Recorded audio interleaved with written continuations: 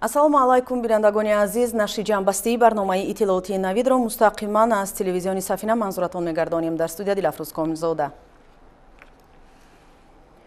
имрӯз дар қасри миллат асосгузори сулҳу ваҳдати миллӣ, пешвои миллат, президенти ҷумҳурии Тоҷикистон муҳтарам Эмомалӣ Раҳмон, вазири корҳои хориҷӣ Сергей Лавров, вазири мудофиа Сергей Шойгу ва муовини роҳбари маъмурияти президенти Федератсияи Русия Дмитрий Казакро ки ҷиҳати иштирок дар ҷаласаи шӯрои амнияти дастҷамъии созмони аҳдномаи амнияти дастҷамъӣ ва ҷаласаи шӯрои сарони давлатҳои аъзои созмони ҳамкории Шанхай дар Тоҷикистон қарор доранд ба ҳузур пазируфтанд.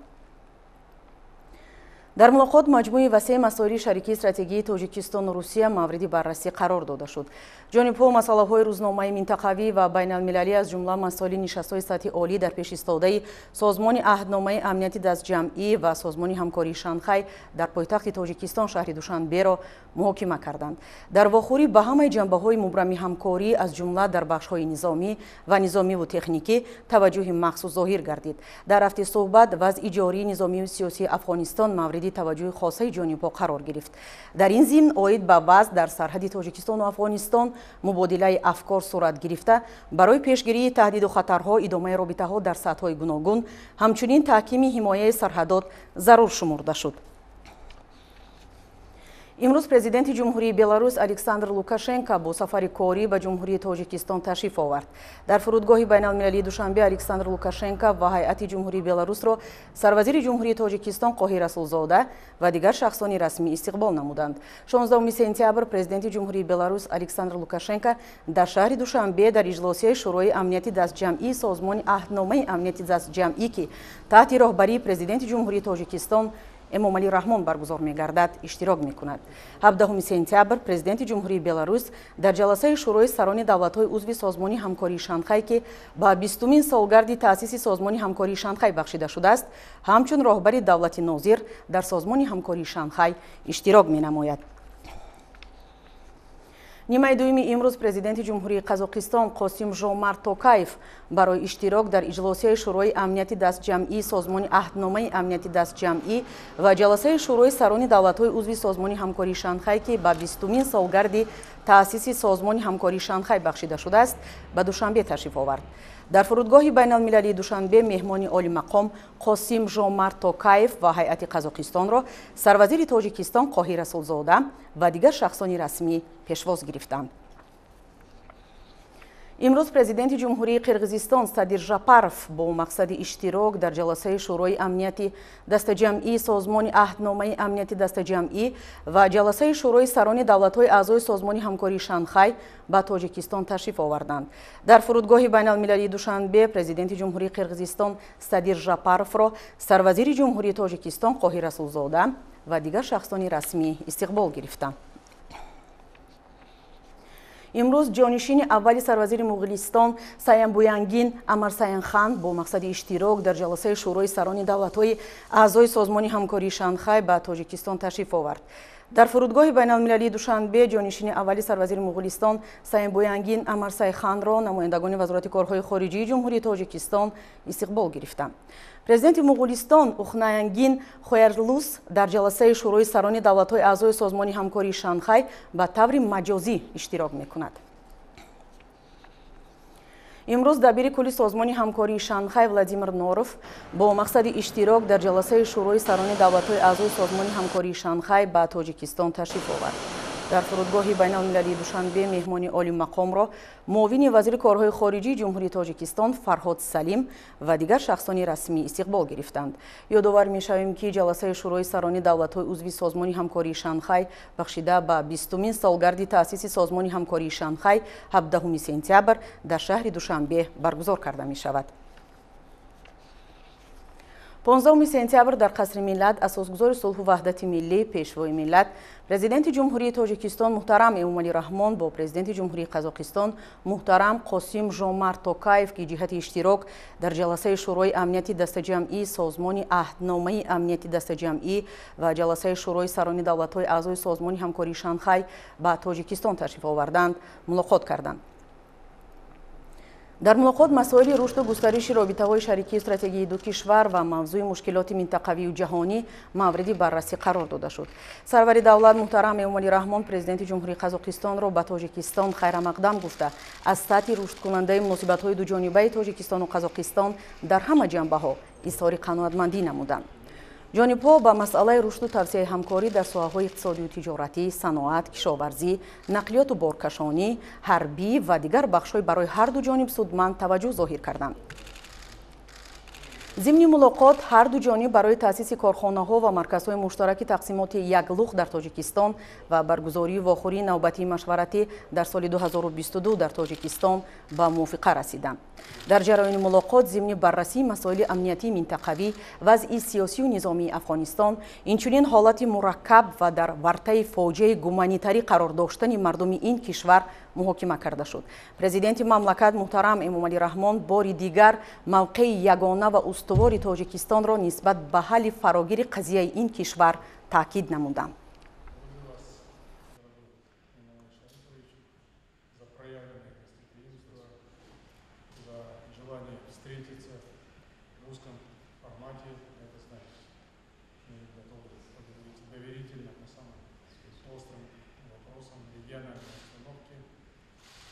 Буквально с первых минут пребывания на священной торжественной земле я почувствовал гостеприимство, увидел, что город очень хорошо подготовлен к таким важным мероприятиям, поэтому я думаю, с организацией. имрӯз дар шаҳри Душанбе таҳти раёсати ҷумҳурии Тоҷикистон ҷаласаи муштараки шӯрои вазирони корҳои хориҷӣ, шӯрои вазирони мудофиа ва кумитаи котибони шӯроҳои амниятии кишварҳои узви созмони аҳдномаи амнияти дастаҷамъӣ баргузор гардид. тибқи рӯзномаи ҷаласаи муштарак, кишварҳои узв оид ба вазъи низомӣ сиёсии минтақаҳои Осиёи марказӣ, Аврупои шарқӣ ва Қавқози амнияти дастаҷамъии созмони аҳдномаи амнияти дастҷамъӣ ва фаъолияти созмон дар давраи байнииҷлосиявӣ мубодилаи афкор намуданд. дар кори ҷаласаи муштарак намояндагони баландпояи кишварҳои узви созмони аҳдномаи амнияти дастаҷамъӣ иштирок доштанд ва дар он тибқи рӯзнома вобаста ба масъалаҳои ҳарби сиёсӣ, вазъ дар Осиёи марказӣ, Аврупои шарқӣ ва амнияти дастаҷамъии минтақаи Кавкази созмони аҳдномаи амнияти дастаҷамъӣ ва фаъолияти байниҷаласавӣ мубодилаи афкор сурат гирифт. Сипас котиби генералии созмони аҳдномаи амнияти дастаҷамъӣ Станислав Зас дар бораи омодасозии лоиҳаи барномаи мақсадноки байнидавлатии созмони аҳдномаи амнияти дастаҷамъӣ оид ба таҳкими қитъаҳои сарҳади Тоҷикистону Афғонистон ва вазири корҳои хориҷии Арманистон Арарат Мирзаян оид ба самтҳои афзалиятноки фаъолият дар давраи раёсати созмони ҷумҳурии Арманистон маълумот дод. ҳайъатҳо лоиҳаи эъломияи шӯрои амнияти дастаҷамъии созмони аҳдномаи амнияти дастаҷамъиро ба мувофиқа расонида якчанд изҳорот, аз ҷумла изҳороти муштараки кишварҳои узви созмони аҳдномаи амнияти дастаҷамъӣ дар бораи вазъи Афғонистон, дар бораи ҳамоҳангсозии кӯшишҳои муштарак дар соҳаи амнияти иттилоотӣ ва мубориза бо кибертерроризм, оид ба талошҳои дастаҷамъона барои ҳалли вазъиятҳои буҳронӣ дар Шарқи наздик ва Африқои шимолӣ, инчунин оид ба тасдиқи уҳдадорӣ ба принсипҳои оинномаи Созмони Милали Муттаҳид ва таҳкими ҳамкорӣ барои таъмини риояи қатъии онҳоро ҳамоҳанг намуданд. аз рӯи натиҷаҳои ҷаласаи муштарак тақрибан 20 қарор қабул карда шуд. қарорҳои қабул гардида ба тавсияи ҳамкории кишварҳои аъзои созмони аҳдномаи амнияти дастаҷамъӣ оид ба масъалаҳои амнияти биологӣ ва такмили системаи омодагии якҷояи кадрҳои ҳарбӣ барои қувваҳои мусаллаҳ нигаронида шуданд.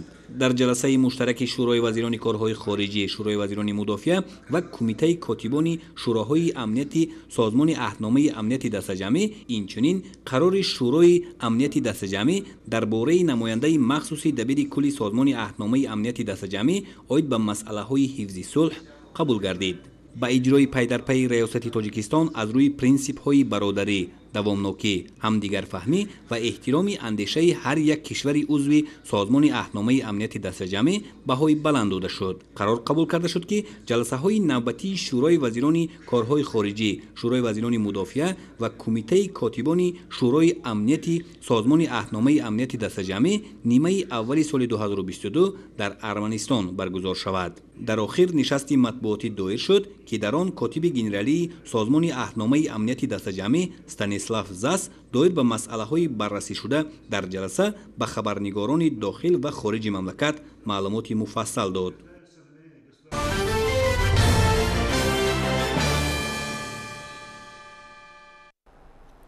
тоҷикистон имсол раёсати созмони ҳамкории Шанхайро ба уҳда дорад.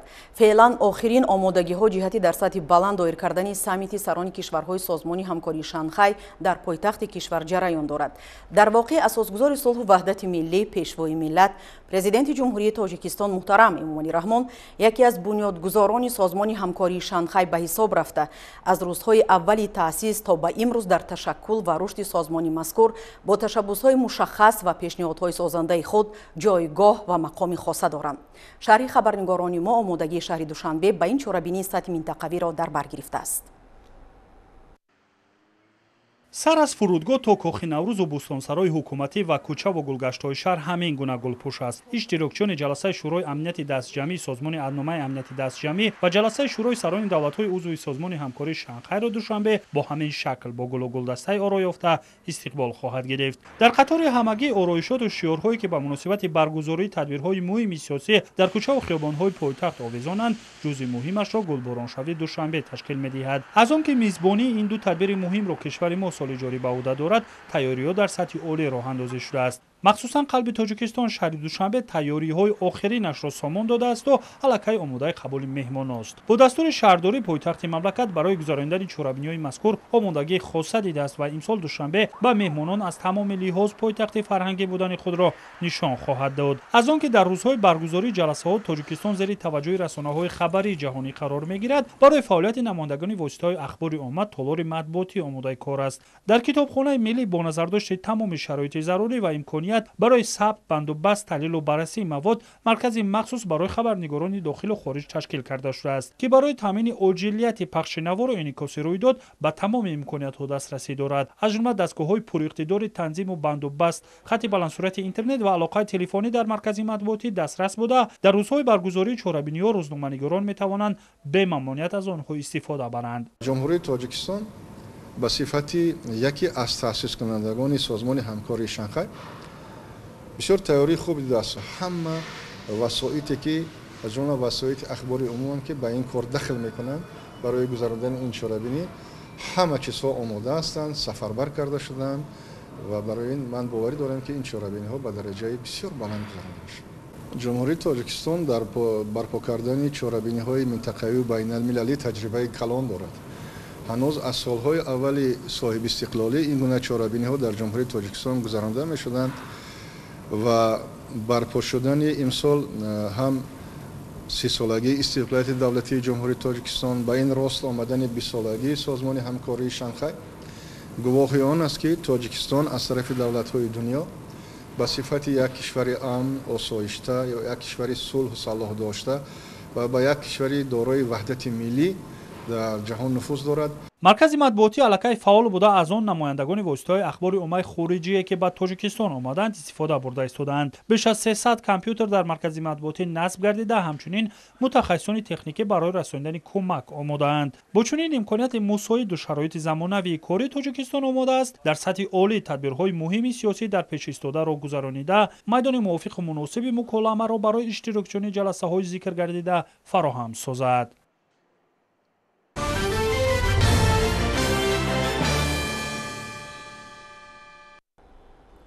шуруъ аз 22 марти ҳамин сол қарори ҳукумати ҷумҳурии Тоҷикистон дар бораи гузаронидани иммунизатсия бар зидди бемории сироятии COVID-19 дар мамлакат ба имзо расид. дар асоси ин қарор дар ҷумҳурӣ маъракаи ваксинатсия бар зидди коронавирус идома дорад. шуруъ аз 23 марти соли 2021 бо истифодаи ваксинаҳои воридшуда то имрӯз 2,168,537 нафар вояи якумро қабул намуд ки 37.2% гурӯҳи мақсаднокро ташкил медиҳад.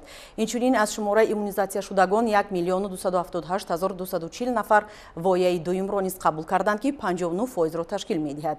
ҳамкоронамон мавзӯи ваксинатсияи аҳолӣ дар ноҳияи Лахшро дар гузориши худ пайгирӣ карданд. бо мақсади паст намудани шиддати паҳншавии бемории коронавирус имрӯзҳо сокини ноҳияи Лахш аз тарафи кормандони шабакаҳои кӯмаки аввалияи тиббию санитарӣ ба ваксина фаро гирифта мешаванд. طبق اطلاع مسئولین با دستگیری حکومت جمهوری همه مؤسسات طبی با واکسین‌های صفتناک تامین کرده شدند. ساکنان و کارمندان کسب و کار گوناگون ماهیت معرکه مهم رو به خوبی درک نموده با واکسن فرا گرفته میشوند. مای سر کرده 1200 واکسینای استرازینیکا ایندیا وارد شده که با هر دو ویا با دکترها کرده شد. انا از ماه ایول سر کرده 16000 ویا واکسینه برای امریکایی مدرنا و 15000 خیتایی وارد شده و همه بنگوها تقسیم شده مرکز سلامتی بنگوها کاربری کردند تا امروز زیاده 50% اهالی با واکسینه گرفته شده تا حالا کار دوام داده است. با مقصد با واکسن فرا گرفتن اهالی نوکیا در مرکزهای سلامتی و مؤسسات طبی دهات نیز شرایط لازمه فراهم آورده شده است. مرکز ما 3 نمود واکسن قبول کردند. استرازینیکا 640 ویا، امریکا 7995 ویا، خیتای 10000 قبول کردیم. این حال یکم ویا رو استرازینیکا 550 گذراندیم. امریکا 7611 نفر رو، خیتای قطعی 5423 ویا رو گذراندیم. جهت پیشگیری از بیماری کرونا ویروس امروز در جاهای سیرودم، کوچه و خیابان‌های حدود ناحیه چراهای بی‌ضررگردانی و عامه‌فهمانی به راه مانده شده است.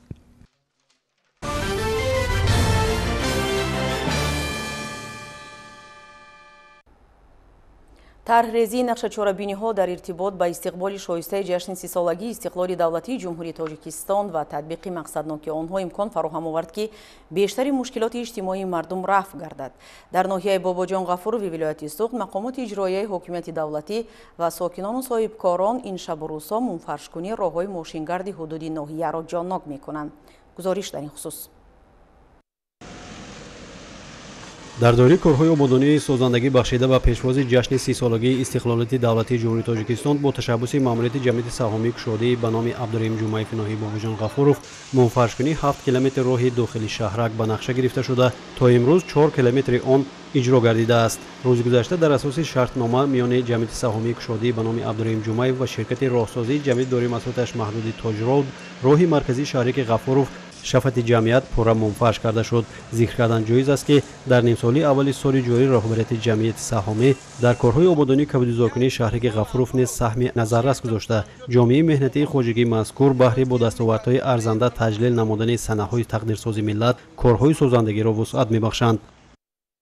ما حاضر منه 4 کیلومتر اسفالت کردیم از نام خواجگی اسفالت کردیم با نقشه گرفتیم که 3 کیلومتر 600 متر اسفالت میکنیم قشلاق ما آباد میکنیم. کارهای آبادانی از حساب درآمد خواجگی عملی گردیده که کشاورزان جمعیت در نتیجه درست به راه ماندن اگرتکنیکی پرورش پخته در موسم غنوچی نقشه دارند حاصل خوب به دست آورند. کشاورزان جمعیت سهامی کشاده به نام عبدالرحیم جمعیف بهره با دستاوردهای نظررسی مهنتی استقبال گرفتن جشن فرخنده ملت 30 سالگی استقلالیت دولتی جمهوری تاجیکستان مقصد پیش گذاشتند که در کارهای آبادانی سهم بیشتر گذاشته برای قناوت خرمن طلای سفید وطن نقشه‌های در پیش ایستاده را سربلندانه اجرا نمایند.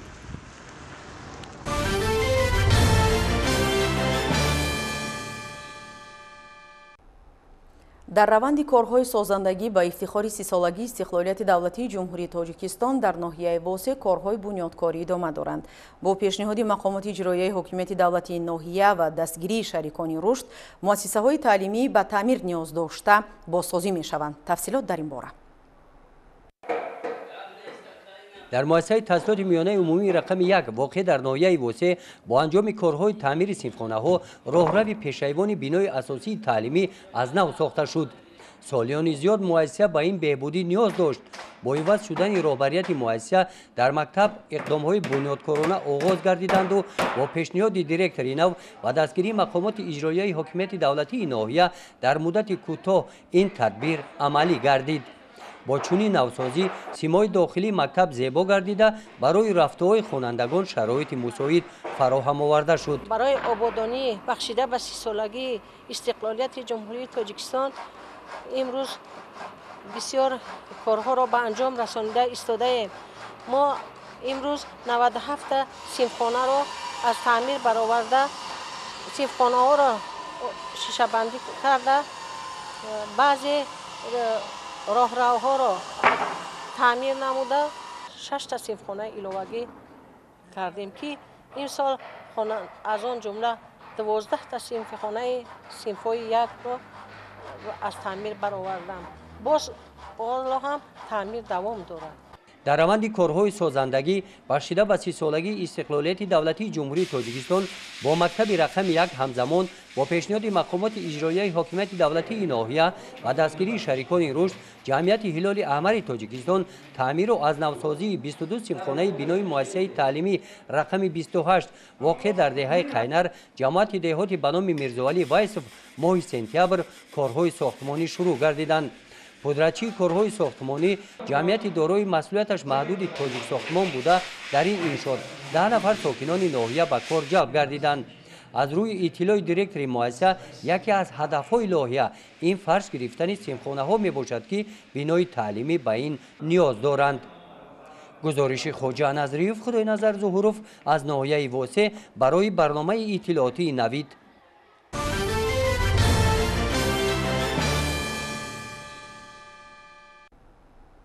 имрӯзҳо дар ҳамаи хоҷагиҳои деҳқонии ҷамоату деҳоти шаҳри ҳисор барзгарон барои ҷамъоварии зироатҳо камари ҳиммат бастанд.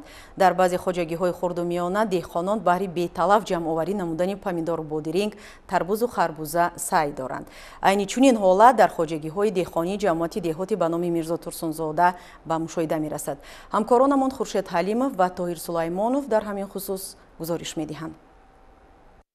шуғли асосии мардуми тобеи ҷамоати деҳоти ба номи мирзо турсунзодаи шаҳри ҳисор кишоварзӣ буда, ҳамасолак деҳқонон тамоми намуди зироатҳои кишоварзиро кишт менамоянд. деҳқонони хоҷагиҳои хурду бузурги ин гӯшаи ватан кӯшиш менамоянд ки баҳри пур кардани амнияти озуқавории кишвар самгузор бошанд.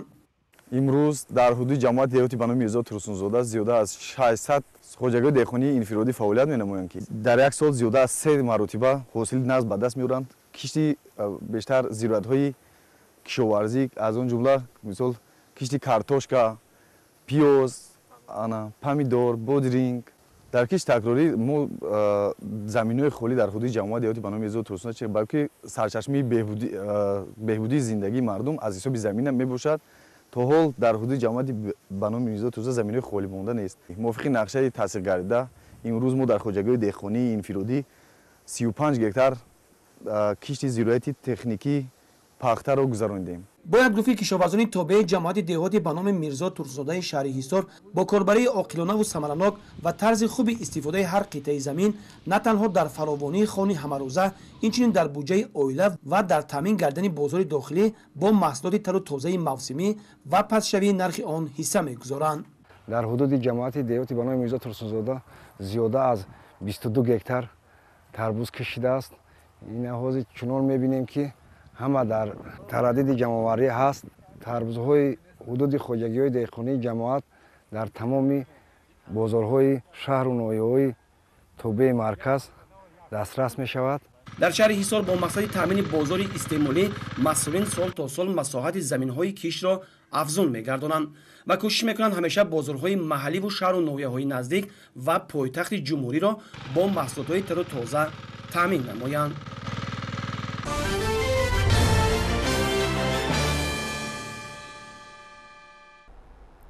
таи солҳои охир дар мамлакат нисбат ба масъалаи боғу токпарварӣ таваҷҷӯҳ бештар зоҳир гардид ва ин раванд имкон фароҳам овард то боғпарварони навоҳии аграрӣ низ аз ҳисоби заминҳои бекорхобидаи талутеппаҳо майдони боғу токзоро зиёд намоянд. дар ноҳияи деваштиҷи вилояти Суғ низ сокинон тавассути боғу токпарварӣ истифодаи мақсадноки заминро ба роҳ монданд. сокини деҳи ғазантараки ноҳияи деваштиш бозор ҳомидов ҳанӯз солҳои 90 як порча замини бекорхобидии хоҷагиро ба ухта гирифта дар майдони 60 сотиқ боғи ангур бунёд карда буд. дар натиҷаи меҳнати шабонарӯзӣ ва бо маслиҳати деҳқонони чашмикордон тавонист ки қоидаҳои парвариш ва нигоҳбинро риоя намуда барои токзори имрӯза заминаи хуб фароҳам оварад. ҳоло бошад ба ҷои ин марди рӯзгордида фарзандону наберагонаш ба парвариши токзор машғуланд. زمین خالی سادگی بود همین گفتن که همین باغ کنید. من این گوگه ما همین باغ وای کرده من 60 سوتیق باغ هست بالا بخوای اونجا کمتر خوش کرده اونجا وای کردگی برای سالایی که میشد که میوه کمتر میشد اینش جوش میگیرد و مسئله من انگورای نوهای انگور چیلگی نام برآمدگی همین گو که همین گرد اطراف با انگور چیلگی غزنترک برآمدگی انگور چیلگی انگور شورخانی انگورای حسینی انگور تویفی همین نمود انگورها هست هم باغ با اول چیلگیش میفروشیم بعد از اون ویش میفروشیم و انگور شورخانی میفروشیم بعد از اون حسینی میفروشیم آخرون تویفی میفروشیم و برای زندگی هم صرف میکنیم. پرورش تاکزور مشکلی های خود را دارد میگوید امکی بازار. سالی گذشته عصبی بر وقت از خاک بیرون آوردن تاک های انگور حرارت هوا پست شده بیشتری شاخه های نهال های انگور را خنک زده بود در نتیجه سبب پست شدن حاصل ناکه شده است. این سال باشد نهال ها را از خاک دیرتر بیرون آورده باشد هم تنقیصی آب پلیزی به حاصل انگور تاثیر رسانیده است. با این نگاه نکرده اویل حمیدوف ها که همه ساله از حساب تاکزور یک مقدار درآمد خارجیشان را تامین میکنند با اگرتکنیکی نگاهبینی تاکزور اهمیت بیشتر ظاهر میکنند. انگور 7 سال حاضر خدا تا این تا ترما تمام نمیشدین. سالای اگر شدگی گپ راستش 10 تن انگور بیملال میگیریم این. اگر شب نقش شده سالا تا 10 تن این 60 ساتقین وینه. به 100 سنتر زیاد میشد. زیادتر هم میشد. ممکن مولتر و میشد. ها که نرخ حسابی فروش به حساب کرده سال میگه که همه قشور بوده. و سال میشه که 3 سوم میفروشیم، سال میشه که 5 سوم میفروشیم، سال و انگورای میشه که 1 سوم 2 سوم میفروشیم. انگور بسیار زیاد برآورده و انگور من انگور چیلگی نه که این نرخ دائمی اینا کم کردن نمیشه. این انگور چیلگی حاضر هم 10 سوم بازار اروپا هم همین خیل غنچه هم همه جا 10 سوم کیلو حاضر فروخته. در گذشته نوهای گوناگون انگور غزنترک را نه فقط در حدود کشور بلکه بیرون از آن نیز خوب می‌دانستند و محصول مهنتی تاکداران ناحیه امروز هم خریداران زیاد دارد. در جماعت در سالهای 2020-21 در میدان 2.8 هکتار تاک نو بنیاد کرده شده، میدان 9 هکتار باغ‌های کهنه از نو برقرار کرده شده است. در سال 2021 به حساب میانه از هر هکتار 50 سنتری میوه و انگورها به دست آوردیم. موافق معلومات اداری کشاورزی ناحیه دیوشتیچ عین زمان در ناحیه 1871 هکتار میدان باغ موجود بوده. 1197 هکتاری آن حاصل دهنده می باشد. از 553 هکتار تاکزور ناحیه باشد 317 هکتاری آن حاصل ده است. سال جاری در خواجگی دهقانی ناحیه در میدان 85.8 هکتار باغ و 10.8 هکتار تاکزور نو بنیاد کرده شده است. حاصل ناکه از هر یک هکتاری تاکزور به حساب میانه 60 تانه و از هر یک هکتاری باغ باشد 70 تانه را در بر میگیرد.